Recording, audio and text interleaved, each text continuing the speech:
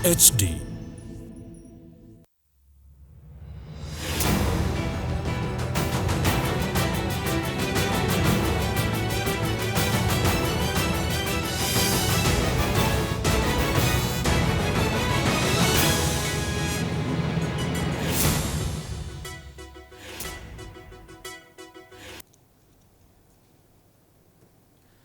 नमस्कार। प्राइम न्यूजमा स्वागत छ। म संगीता कटुवाल र म जीवन खड्का। सुरुमा हेडलाइन्स। स्थानीय तहमा एक पक्षले सहयोग नगरेको भन्दै कांग्रेसप्रति माओवादीको अविश्वास, समाजवादीले बढी भाग खोजेको जिकिर, महासचिव छान्ने विषय पेचिलो बन्दै। अर्थमन्त्रीले अनाधिकृत व्यक्ति मार्फत करको दर हेरफेर गरेको विषयमा मागिएको सीसीटीभी फुटेज नभएको मन्त्रालयद्वारा प्रष्ट, 13 दिन अघिको अभिलेख नरहने जवाब। गठबन्धनले नेतृत्व गरेको प्रदेशहरूमा मुख्यमन्त्री परिवर्तनको किचलो, बागमती प्रदेशमा सहमति अनुसार छाड्न पाण्डेलाई कांग्रेसको दबाव, शीर्ष तहमा छलफल गर्ने तयारी। काठमाडौँको एक स्कुलमा मृत भेटिएकी महिला कर्मचारीको हत्या गरिएको परिवारजनको आरोप, स्कुल प्रशासन प्रतिक्रिया विहीन प्रहरी छानबिन गर्दै। कोरोनाको उच्च संक्रमणको बेला ज्यान जोखिममा राखेर काम गरे पनि भत्ता नपाएको चिकित्सकको गुनासो, भैरवा स्थित भीम अस्पतालका स्वास्थ्यकर्मी आन्दोलनमा।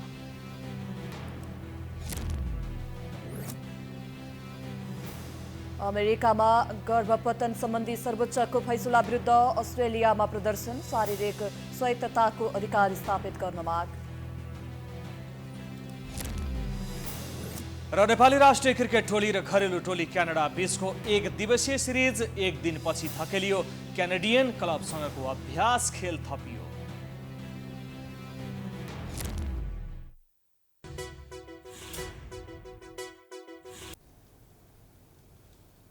अब प्राइम न्यूज विस्तारमा। आर्थिक वर्ष 2079-80 को बजेट तयार गर्ने क्रममा अनधिकृत व्यक्तिलाई मन्त्रालय प्रवेश गराएको आरोप खेपेका अर्थमन्त्री जनार्दन शर्मामाथि राजीनामाको दबाव कायमै छ।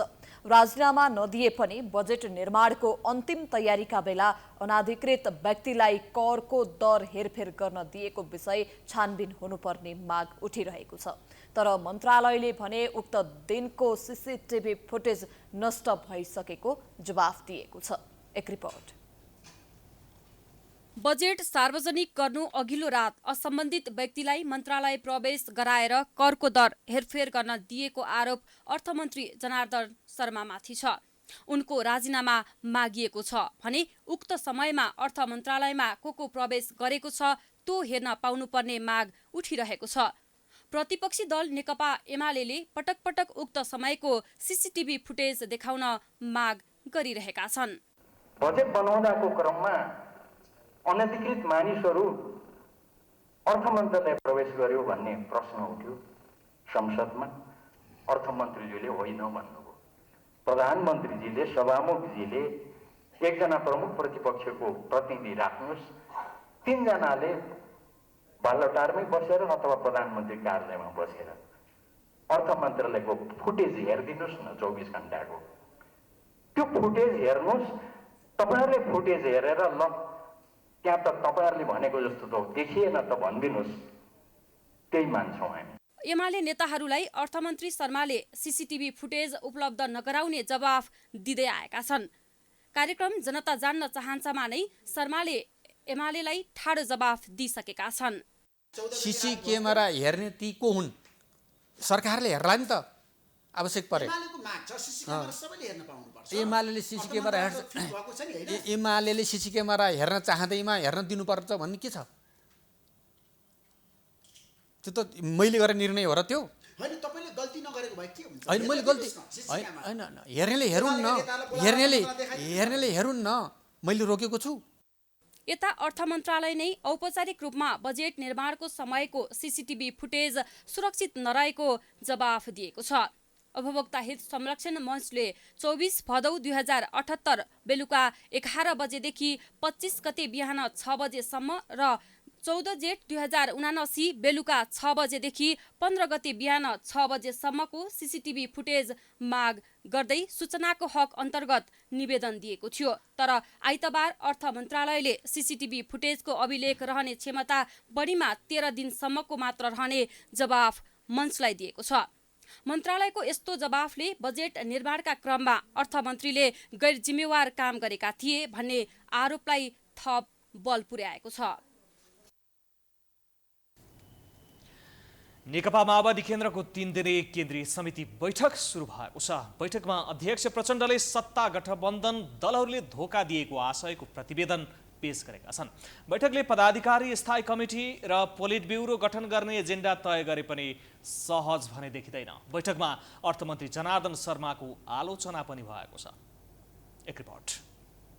को निर्वाचन सकिएर प्रदेश र संघीय निर्वाचनको तयारी भइरहेको अवस्थामा नेकपा माओवादी केन्द्रको केन्द्रीय समिति बैठक बसेको छ। बैठकले स्थानीय तहको निर्वाचनको समीक्षा गर्नेदेखि अबको निर्वाचनको रणनीति तय गर्नेसम्मका 9 वटा एजेन्डा तय गरेको छ। ती 9 वटा एजेन्डा मध्ये पदाधिकारी चयन प्रचण्डका लागि टाउको दुखाइको विषय बन्दै आएको छ। वरिष्ठ उपाध्यक्षमा नारायण काजी श्रेष्ठको चयन निर्विकल्प जस्तै मानिएको छ। तर विशेष गरी महासचिवको चयन चुनौतीपूर्ण देखिएको छ। महासचिवमा वर्षमान पुन र जनार्दन शर्माको बलियो दावेदारी रहेको छ। त्यसैले महासचिव निर्वाचनबाट चयन हुन सक्ने कतिपयको बुझाइ छ। यी दुईजना बाहेक तेस्रो विकल्पको बारेमा पनि पार्टीमा चर्चा भएको छ। त्यस्तो अवस्थामा शक्ति बस्नेत, देव गुरुङ, पम्फा भुषाल, हरिबोल गजुरेल सहितका नेताहरूको दाबी रहेको छ।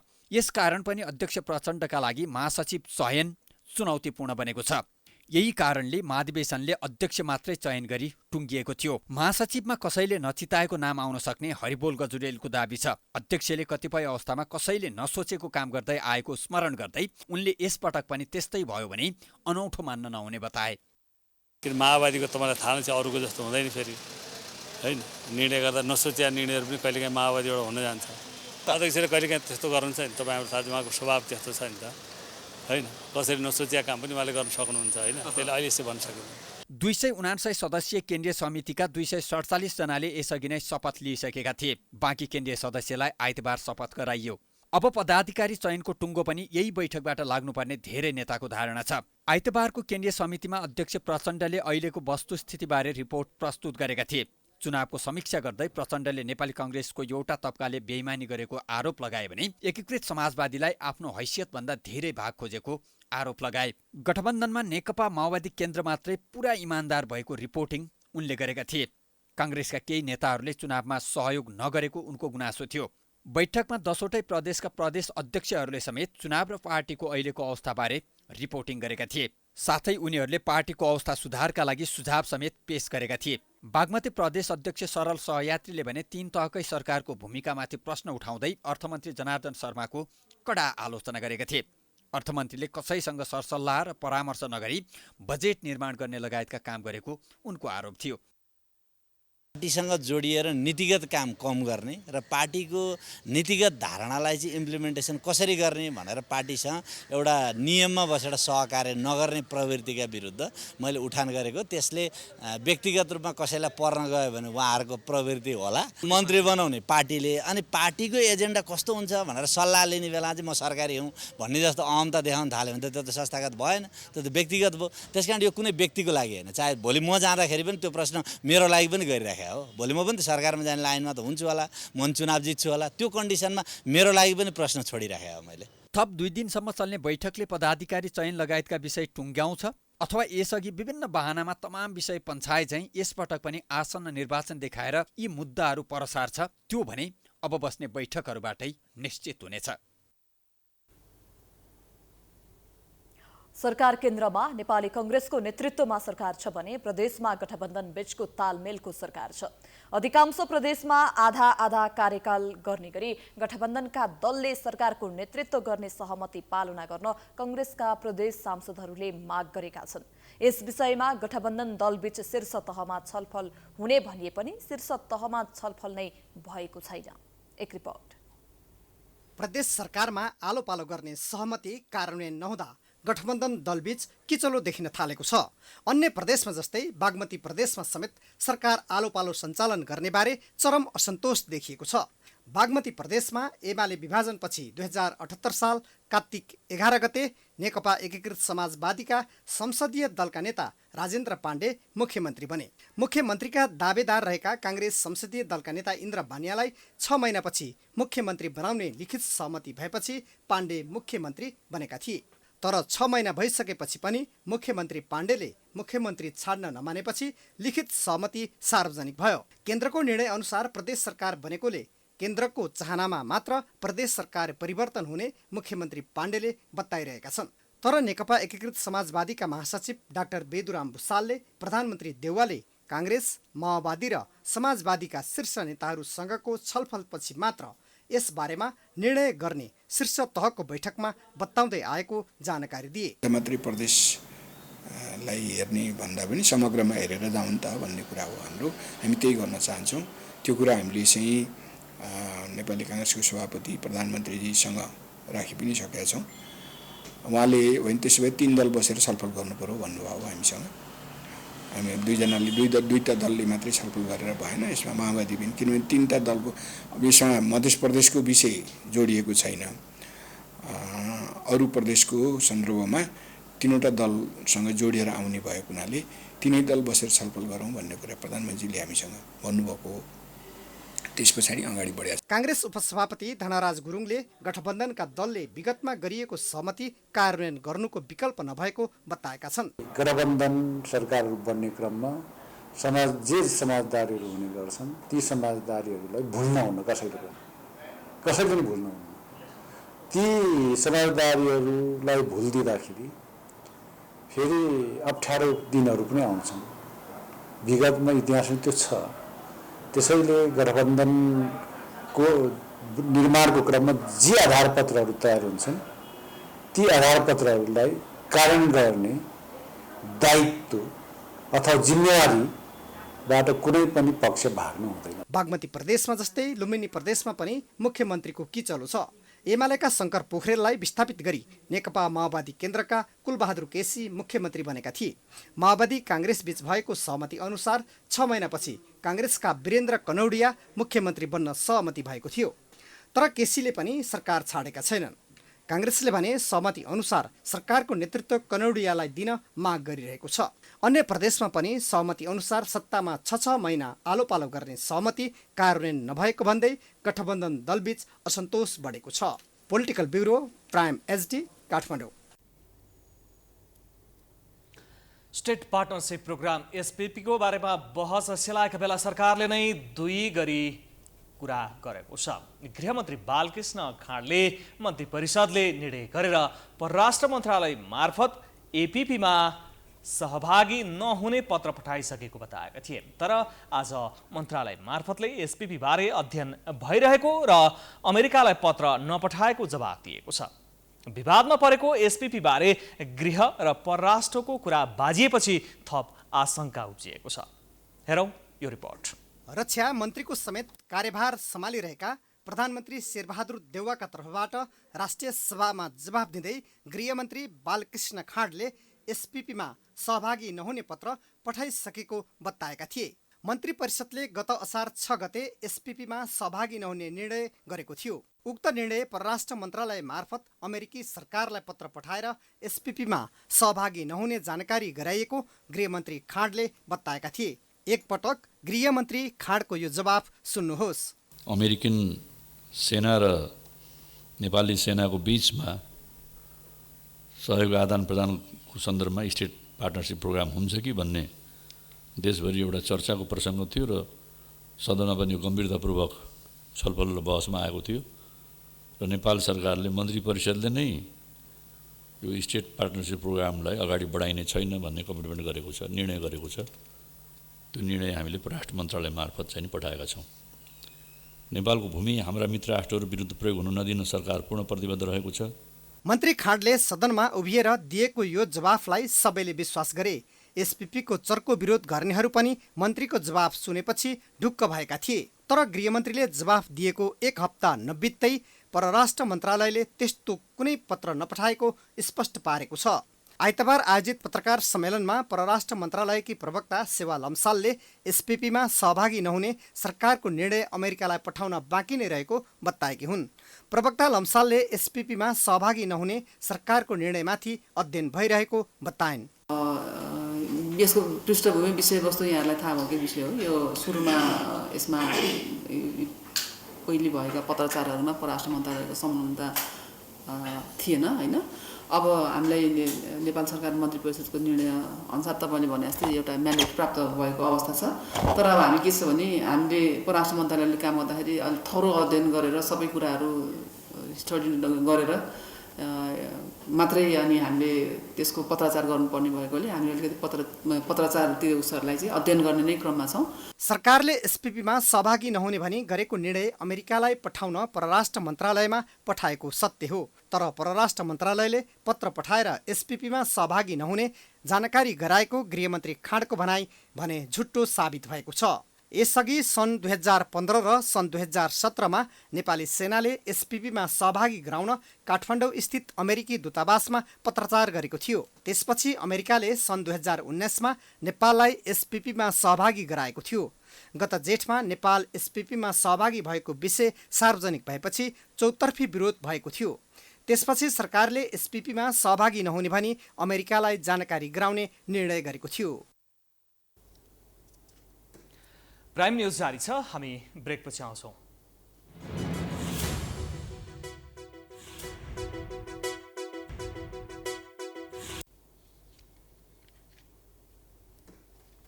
ब्रेकपछि स्वागत छ। अब बाँकी न्यूज। लोकतान्त्रिक समाजवादी पार्टी लोसपाले आगामी चुनावमा जुन दलसँग गठबन्धन गर्दा पार्टीलाई फाइदा पुग्छ उहीसँग गर्ने निर्णय गरेको छ। दुई ठूला दल नेकपा एमाले र नेपाली कांग्रेसका तर्फबाट गठबन्धनको प्रस्ताव आएको भन्दै लोसपाले जोसँग गर्दा फाइदा हुन्छ उहीसँग गठबन्धन गर्ने आइतबार सम्पन्न लोसपाको कार्यकारिणी समिति बैठकले निर्णय गरेको हो। त्यस्तै बैठकले यसै साता केन्द्रीय समितिलाई पूर्णता दिने निर्णय गरेको छ। लोसपाले मल अभावका विषयमा सरकारको ध्यानाकर्षणका लागि प्रमुख जिल्ला अधिकारीहरू मार्फत प्रधानमन्त्रीलाई ज्ञापन पत्र बुझाउने निर्णय गरेको छ।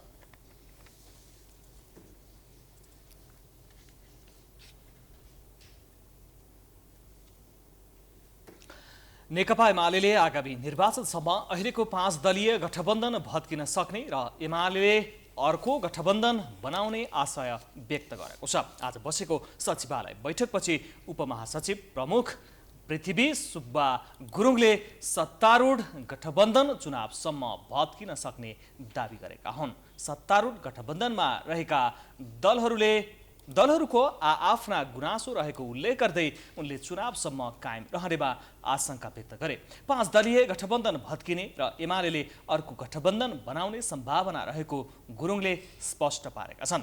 उनले एमाले हातखुट्टा बाँधेर नबस्ने भन्दै राजनीतिक खेल खेल्ने बताए। एमाले स्थानीय चुनावमा पार्टी पहिलो शक्तिका रूपमा स्थापित भएको तर अपेक्षित नतिजा नआएको निष्कर्ष निकालेको छ। तर गुरुङले चौतर्फी घेराबन्दीका बीचमा एमाले पहिलो शक्तिका रूपमा स्थापित भएको निष्कर्ष निकालिएको बताएका छन्। पार्टीभित्रैबाट आएका र भएका अन्तर्घात तथा अराजकताका घटनाहरूको छानबिन र कारबाहीका लागि उपाध्यक्ष विष्णु पौडेलको संयोजकत्वमा समिति गठन गरिएको छ। असार मसान्तभित्र सबै तहका निर्वाचन समीक्षा गरिसक्ने सचिवालय बैठकको निर्णय छ। जिल्ला कमिटी र प्रदेश कमिटीलाई रिपोर्ट तयार गरेर हेडक्वार्टरमा पठाउन भनिएको छ। बैठकले सातै प्रदेश र जिल्ला स्तरमा कार्यकर्ता प्रशिक्षण, निर्वाचन तयारी लगायतको काम गर्ने निर्णय गर्दै उपाध्यक्षहरूलाई प्रदेशमा खटाइएको छ।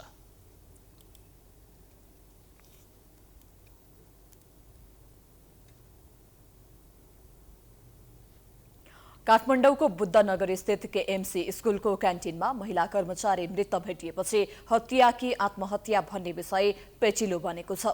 परिवारले हत्या भएको दावी गरेको छ भने स्कुल प्रशासनले आत्महत्या भएको प्रष्टीकरण दिएको छ। यस घटनामा प्रहरीले मिहिन रूपमा अनुसन्धान सुरु गरिएको भन्दै सत्य तथ्य चाँडै नै बाहिर ल्याउने जनाएको छ। एक रिपोर्ट।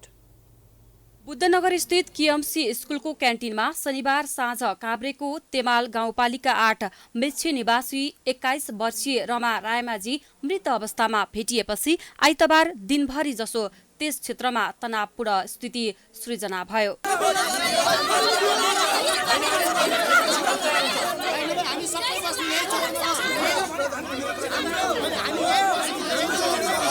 स्कुल प्रशासनले रमाको हत्या गरी आत्महत्या देखाउने प्रयास गरिएको परिवार एवं छिमेकीको आरोप छ। उनीहरूले सब बुझ्न मानेका छैनन्। स्कुल प्रशासनले गेटभित्र प्रवेश गर्न नदिएपछि आक्रोशित भएकाहरूले स्कुल भवनमा तोडफोडको प्रयास गरेका थिए। उनीहरूले डिजिटल बोर्ड पनि फुटाइदिएका छन्। स्थिति थप तनावपूर्ण बन्न नदिन दिनभर ठूलो संख्यामा सुरक्षाकर्मी खटाइयो।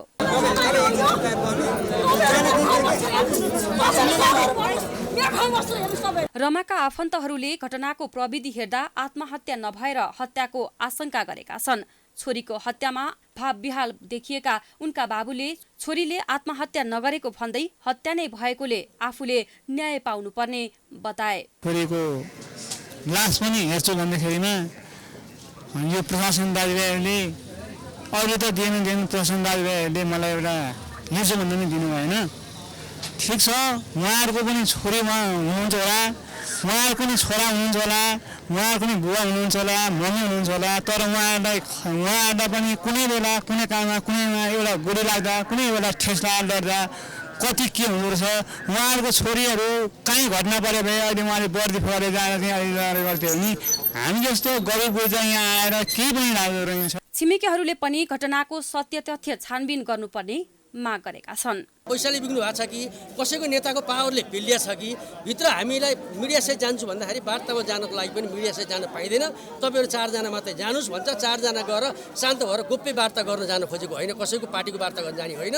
हाम्रो घटनास्थलमा दुःख परेको छ, हाम्रो छोरी मरेकी छ, हत्या हो कि र सुसाइड हो भन्ने प्रमाण गर्न लागि हाम्रो मिडियासहित जान पाउँदैन भनेर हामी यसरी बसिरहेका छौँ। प्रहरीका अनुसार रायमाझी स्कुलभित्र होस्टेलको बेडमा झुन्डिएको अवस्थामा मृत फेला परेकी छिन्। हरेक दिन बिहान 7 बजे स्कुल गएर साँझ 7 बजे फर्किने गरेकी उनी शनिबार साँझ 7:30 बजेसम्म पनि कोठामा नआएपछि परिवारले खोजी गरेका थिए। त्यस क्रममा उनी आफू कार्यरत विद्यालयकै होस्टेलभित्र मृत भेटिएकी थिइन्।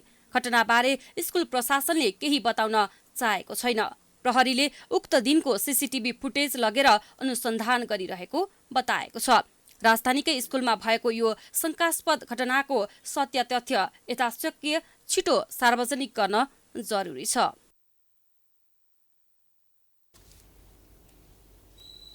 भारत सरकारले अनुदान सहायता अन्तर्गत नेपालका विभिन्न संस्थाहरूलाई 75वटा एम्बुलेन्स र 17वटा विद्यालय बस उपहार स्वरूप प्रदान गरेको छ। नेपालका विभिन्न जिल्लामा अवस्थित विशेष गरी स्वास्थ्य र शिक्षाको क्षेत्रमा काम गर्ने विभिन्न सरकारी, गैर सरकारी तथा गैर नाफामूलक संस्थाहरूलाई काठमाडौँ स्थित भारतीय राजदूतावासले आइतबार एक कार्यक्रम बीच 75वटा एम्बुलेन्स र 17वटा विद्यालय बस उपहार स्वरूप प्रदान गरेको हो। शिक्षा विज्ञान तथा प्रविधि मन्त्री देवेन्द्र पौडेलको उपस्थितिमा भारतीय राजदूत नवीन श्रीवास्तवले एम्बुलेन्स र बसको चाबी प्रदान गरेका हुन्। भारत सरकारको सहयोगमा नेपालमा सञ्चालित विभिन्न विकास परियोजनाको मन्त्री पौडेलले प्रशंसा गर्नुका साथै यस्ता परियोजनाले जनता बीचको सम्पर्क र दुई देश बीचको द्विपक्षीय सम्बन्धलाई सदैव बलियो बनाउने विश्वास व्यक्त गरे। भारतीय राजदूतले स्वास्थ्य र शिक्षा क्षेत्रमा पूर्वाधार पक्षलाई सुदृढ गर्ने नेपाल सरकारको प्रयासलाई टेवा पुर्याउन नेपाल भारत विकास साझेदारी कार्यक्रम अन्तर्गत यस्ता किसिमका सहयोग लामो समयदेखि चलिआएको परम्पराको रूपमा रहेको बताएका छन्।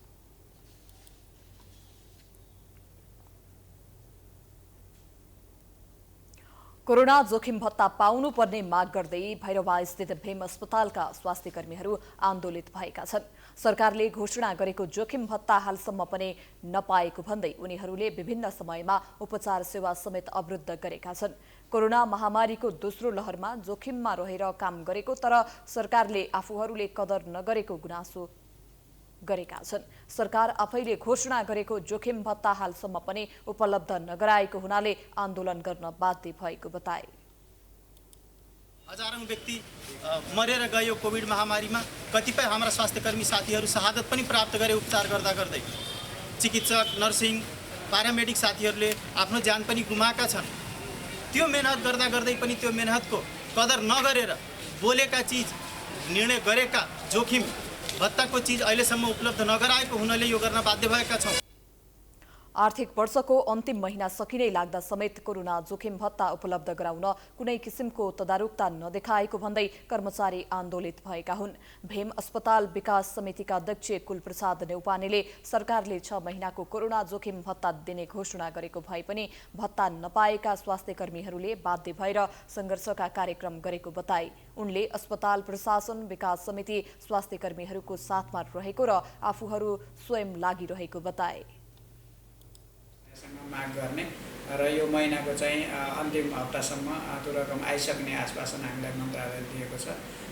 त्यसकारण चाहिँ म सबै चाहिँ कर्मचारी साथीहरू लगायत सबै यस क्षेत्रका चाहिँ अब सबै साथीभाइहरूलाई यो कार्यमा सहयोग गर्नको लागि पनि अनुरोध गर्दछु। र कर्मचारीले आज बिहान 9 बजेदेखि 12 बजेसम्म 3 घण्टा ओपीडी सेवा बन्द गर्ने र 20 गतेदेखि ओपीडी सेवा पूर्ण रूपमा बन्द गर्ने चेतावनी समेत दिएका छन्। कर्मचारीको आन्दोलनका कारण अस्पतालको उपचार सेवा प्रवाहमा प्रभाव परेको छ।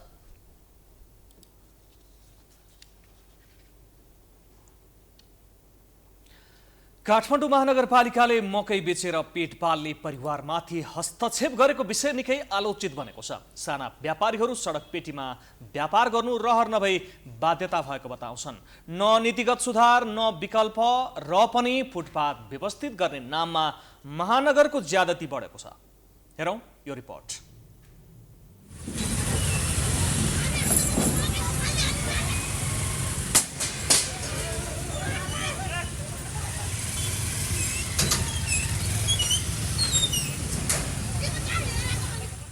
पछिल्लो समय काठमाडौँ महानगरपालिकाको नगर प्रहरीले फुटपाथ व्यवसायीको सामान जफत गरिरहेको छ।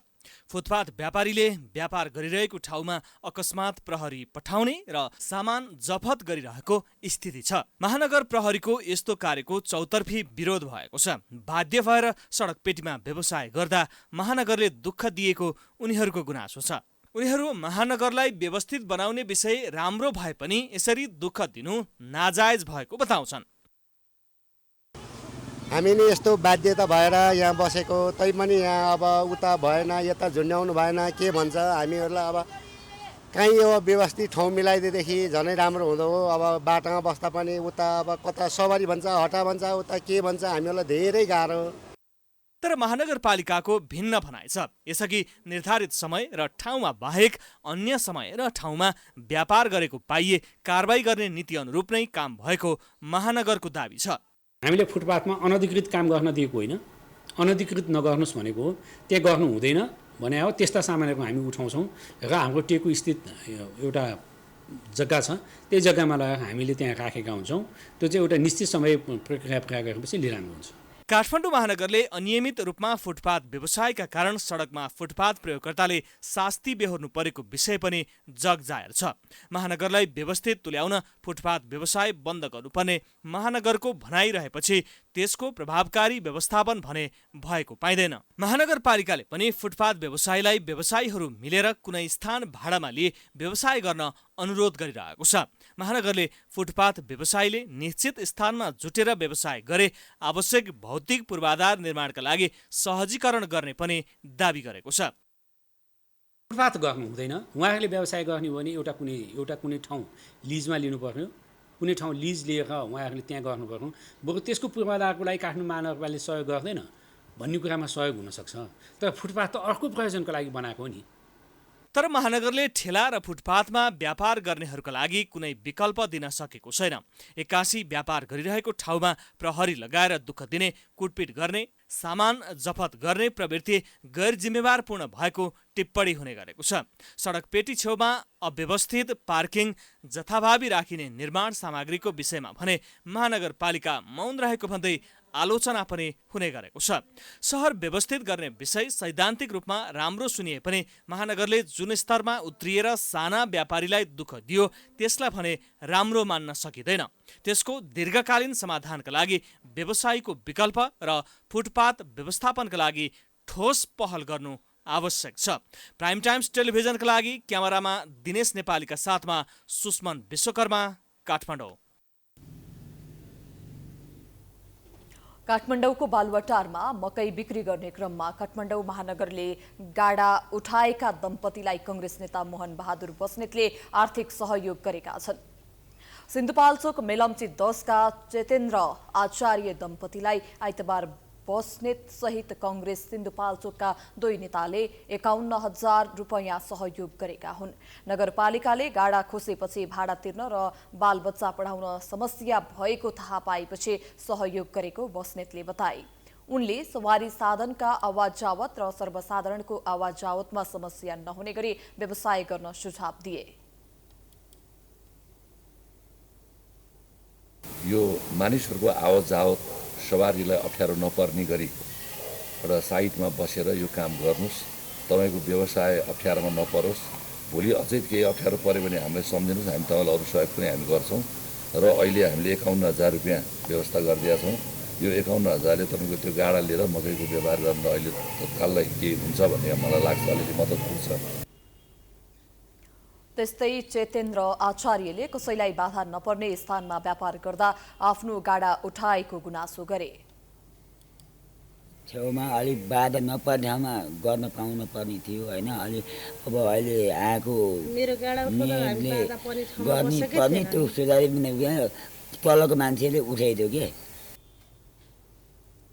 प्रधानमन्त्री निवास बालुवाटारबाट 200 मिटर उत्तरको चोकस्थित सडक किनारमा मकै पोल्न लाग्दा महानगरले उनीहरूको गाडा जफत गरेको थियो। जफत गर्दाको भिडियो सामाजिक सञ्जालमा भाइरल भएपछि काठमाडौँ महानगरपालिकाको आलोचना भइरहेको छ।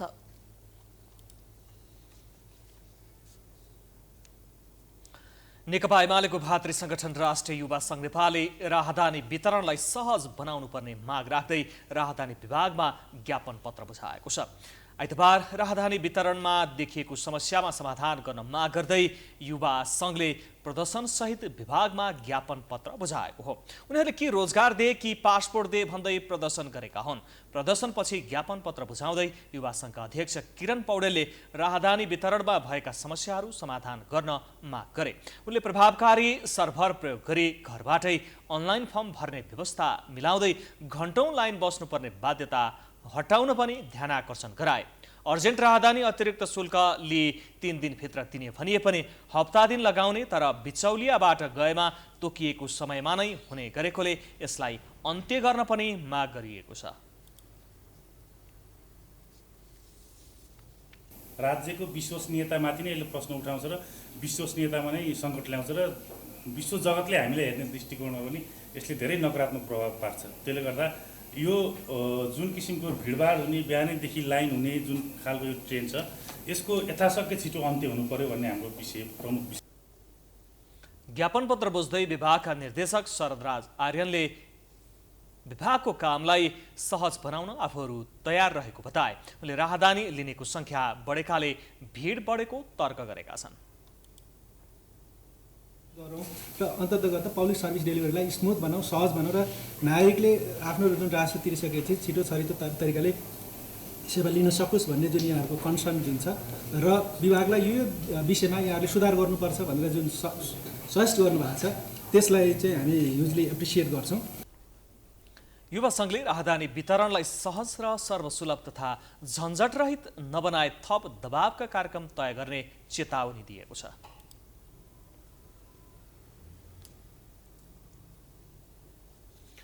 प्राइम न्यूज अझै जारी छ, हामी ब्रेकपछि आउँछौँ।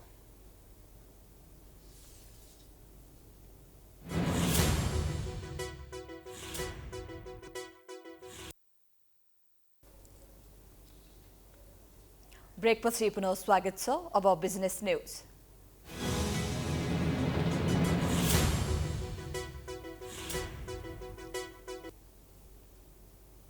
नेपालमा पहिलो पटक विज्ञापन सम्बन्धी आचार संहिता लागू भएको छ। आइतबार काठमाडौँमा विज्ञापन बोर्डले आयोजना गरेको कार्यक्रममा सञ्चार तथा सूचना प्रविधि मन्त्री ज्ञानेन्द्र बहादुर कार्कीले विज्ञापन उत्पादन, वितरण, प्रकाशन तथा प्रसारण सम्बन्धी आचार संहिता सार्वजनिक गरेका हुन्। 38 पृष्ठको आचार संहितालाई विज्ञापन क्षेत्रमा देखिएका विकृति र विसङ्गतिलाई अन्त्य गर्ने विश्वास बोर्डले लिएको छ। सो क्रममा मन्त्री कार्कीले आचार संहितालाई प्रभावकारी रूपमा कार्यान्वयन गराउनुपर्ने बताए। उनले कुनै पनि नीति निर्माण गर्नुभन्दा कार्यान्वयनको पक्ष अझै महत्त्वपूर्ण रहेको उल्लेख गरे। जुन अस्वस्थ प्रतिस्पर्धा छन्, विकृति छन्, विसङ्गति छन्, तिनीहरूलाई एकै दिनमा यही आचार संहिताले अन्त गर्छ भनेर भन्यौँ भनेदेखि त्यो एकाङ्की हुन सक्दछ। तर त्यस दिशामा यो प्रभावकारी हुन सक्यो भनेदेखि यो आचार संहिताको हामीले जारी गरेको यसको ओज र यसको महत्त्व रहनेछ।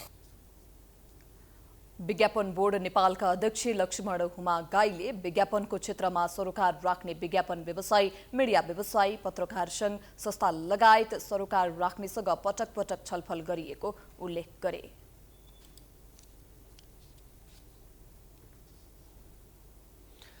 लुम्बिनी प्रदेश सरकारले जनजाति समुदायबाट उत्पादन हुने स्थानीय मदिराको बजारीकरण गर्ने भएको छ। कोदो, मौवा, अनदी, कुरिलोबाट उत्पादन गरेको मदिरालाई व्यावसायिक रूप दिन बजारीकरण गर्ने भएको हो। एक रिपोर्ट। लुम्बिनी प्रदेश सरकारको पर्यटन, ग्रामीण तथा शहरी विकास मन्त्रालयले जनजाति समुदायबाट उत्पादन हुने पेय पदार्थको उत्पादन, प्याकेजिङ, ब्रान्डिङ र बजारीकरण गर्नका लागि अध्ययन गरेको छ। मन्त्रालयले विज्ञहरूसँग छलफल गरेर तयारी सुरु गरेर साउनदेखि काम थालनी गर्ने गरी सरकारले तयारी गरेको छ। भदौ महिनादेखि प्रदेशका 4 स्थानबाट समुदाय स्तरबाट उत्पादन गर्दै आएको पेय पदार्थको बजारीकरण सुरु हुने लुम्बिनी प्रदेशका मुख्यमन्त्री कुलप्रसाद केसीले बताए। त्यसैले यसमा मुद्दा पर्ला के पर्ला यसमा चिन्ता छैन। हामीले जनतालाई प्रमोट गर्नु पर्यो, स्वस्थ हुनु पर्यो, त्यो आएका निम्ति पर्फेक्ट हुनु पर्यो। यसको सर्च गर्दाखेरि हाम्रा विज्ञ साथीहरूले मद्दत गर्ने, हाम्रो मन्त्रालयले डे 1 गरेर यसलाई चाहिँ ट्रायल त गरोस्। 4-5 वटा बेसबाट स्टार्टिङ गर्छ। पहिला असफल हुन्छ, राज्यले अलिकति मद्दत गर्छ, फेरि सफल हुन्छ। यसपछि यो ब्रान्डिङ हुँदै गर्ने बेलामा अब यसको अन्तर प्रदेश बिक्री केन्द्रहरूतिर जान्छ। मगर, थारू, गुरुङ, कुमाल समुदायले कोदो, मौवा, अनदीको चामल, कुरिलो, मकै, सालको मुनाबाट उत्पादन गर्ने पेय पदार्थलाई बजारीकरण गर्ने पर्यटन, ग्रामीण तथा शहरी विकास मन्त्री दिल्लीबहादुर चौधरीले बताए। यसबाट 1 देखि 5 लाख जनाले प्रदेशमा रोजगारी समेत पाउने उनले बताए। रिसर्चको पनि हामीले फाइन्डिङ आज प्रेजेन्टेसन भयो र के अरे थारूहरूले बनाउने, मगरले बनाउने, गुरुङले बनाउने अथवा कुमालहरूले बनाउने जुन जनजातिहरूले बनाइरहेछन् त्यो पेय पदार्थलाई हामी मार्केटमा ल्याउँछौँ। यो वर्ष हामी कममा पनि 4 वटा कम्युनिटी बेस्ड ट्रायल सेन्टर बनाएर यो प्रोडक्सन सुरु गर्छौँ र यसको मार्केटिङ र ब्रान्डिङ सुरु गर्छौँ भनेर हामीले संसदबाटै पास गरेका छौँ। प्रदेश सरकारले दाङ, रोल्पा, पाल्पा, रुकुमबाट पेय पदार्थको उत्पादन र बजारीकरण सुरु गर्ने तयारी गरेको छ। आगामी आर्थिक वर्षका लागि प्रदेश सरकारले 2 करोड बजेट छुट्याएको र माग अनुसार बजेटको व्यवस्थापन गरिने पर्यटन, ग्रामीण तथा शहरी विकास मन्त्रालयले जनाएको छ। प्राइम एचडीका लागि रूपन्देहीबाट प्रदीप आचार्यको रिपोर्ट। अब इन्टरनेशनल न्यूज।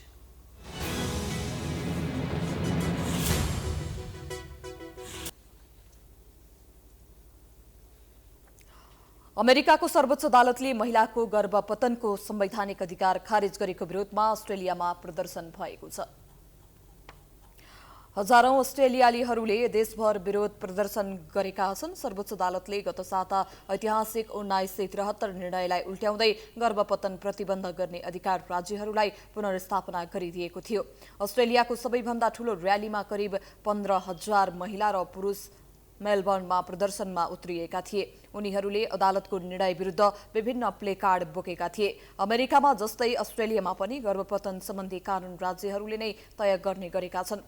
देशको सबैभन्दा बढी जनसङ्ख्या भएको न्यू साउथ वेल्सले सन् 2019 मा गर्भपतनलाई वैधानिकता दिएको छ। न्यू साउथ वेल्स गर्भपतनलाई अधिकार दिने अस्ट्रेलियाको अन्तिम राज्य हो।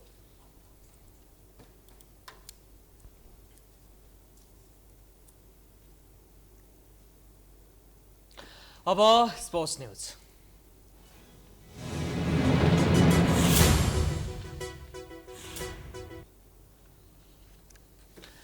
नेपाली राष्ट्रिय क्रिकेट टोली र घरेलु टोली क्यानाडा बीचको एक दिवसीय सिरिज एक दिन पछि सरेको छ। नेपाल र क्यानाडा बीचको दुई खेलको एक दिवसीय सिरिज एक दिन पछि सरेको हो। अब नेपाल र क्यानाडा बीचको खेल जुलाई 5 र 6 मा हुनेछ। यसअघि दुई टोली बीचको खेल जुलाई 4 र 5 मा हुने तालिका रहेको थियो। नेपाल र स्थानीय ओन्टारियो क्लब बीच टी20 अभ्यास खेल थपिएकाले सिरिजको खेल एक दिन सरेको नेपाल क्रिकेट सङ्घ क्यानले जनाएको छ। क्यानाडाको भ्रमणपछि नेपालले स्कटल्यान्डमा विश्वकप लिग 2 अन्तर्गतको त्रिकोणात्मक एक दिवसीय सिरिज खेल्नेछ। नेपालले स्कटल्यान्डमा हुने लिग 2 अन्तर्गतको सिरिजमा घरेलु टोली र नामिबियासँग खेल्नेछ।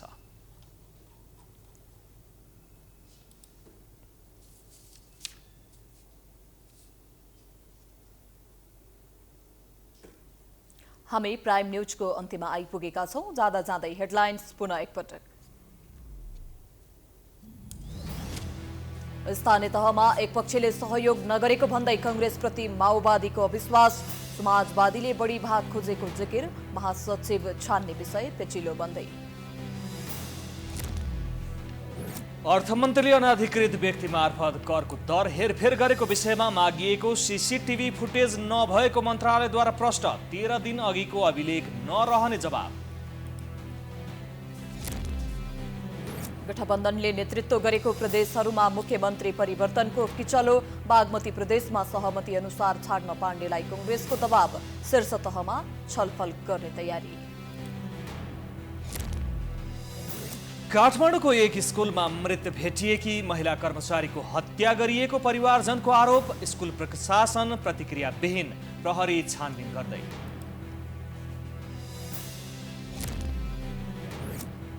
कोरोनाको उच्च संक्रमणको बेला ज्यान जोखिममा राखेर काम गरे पनि भत्ता नपाएको चिकित्सकको गुनासो। भैरवा स्थित भीम अस्पतालका स्वास्थ्यकर्मी आन्दोलनमा। अमेरिकामा गर्भपतन सम्बन्धी सर्वोच्चको फैसला विरुद्ध अस्ट्रेलियामा प्रदर्शन। शारीरिक स्वायत्तताको अधिकार स्थापित गर्न माग।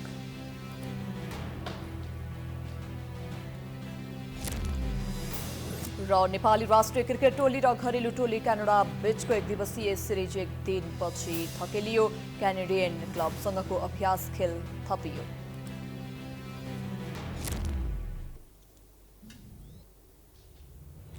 प्राइम न्यूज अहिलेलाई सकियो। यसपछिको प्रस्तुति जनता जान्न चाहन्छन् विशिष्ट मलाको साथमा हेर्न सक्नुहुनेछ। हेर्दै गर्नुहोला प्राइम टाइम्स एचडी।